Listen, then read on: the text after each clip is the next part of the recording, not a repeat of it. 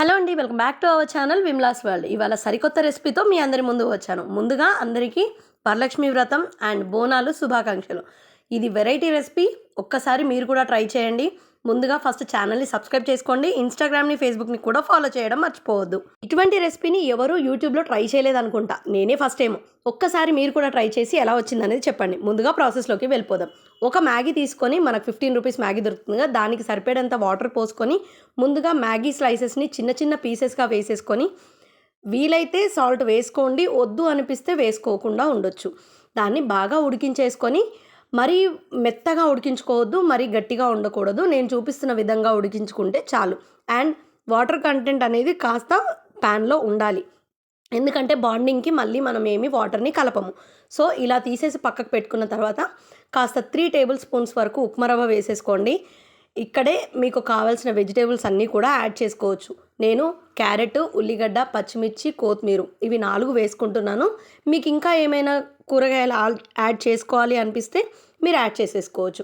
ఇవి కాకుండా కాస్త టేస్ట్కి సరిపోయేంత ఉప్పు, కారం, అల్లం వెల్లుల్లి పేస్ట్, జీలకర్ర, మసాలా, ధనియాల పొడి ఇవన్నీ వేసేసుకొని బాగా కలిపేసుకోవాలి. అండ్ ఇంకొకటి, బాండింగ్కి నేను ఇక్కడ శనగపిండి యూజ్ చేశాను, మీరు కూడా వాడండి. అలా అయితేనే పకోడీ బాగా వస్తాయి. బాండింగ్ కోసం నేను ఒక 4 టేబుల్ స్పూన్స్ వరకు శనగపిండి వాడాను.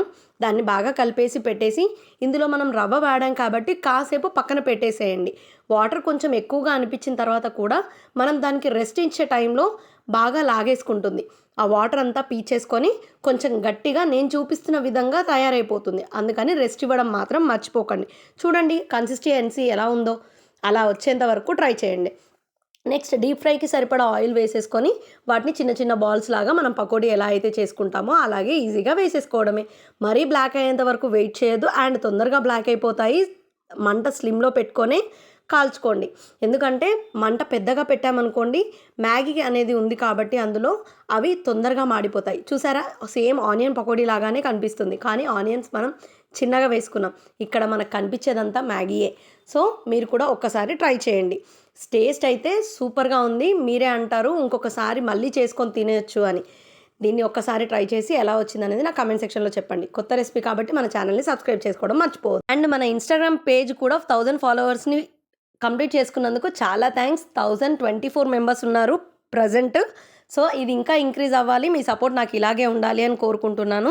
సో ఇన్స్టాగ్రామ్ పేజ్ని, ఫేస్బుక్ పేజ్ని కూడా ఫాలో చేసి ఒక లైక్ వేసుకోండి వీడియోకి. అలా అయితే మన కొత్త రెసిపీస్ అన్నీ అందరికీ చేరుకుంటాయి. మండే రోజు పెట్టాల్సిన లాంగ్ వీడియో ట్యూస్డే రోజు పెడుతున్నాను, ఏమీ అనుకోవద్దు. Sorry. Thank you for watching.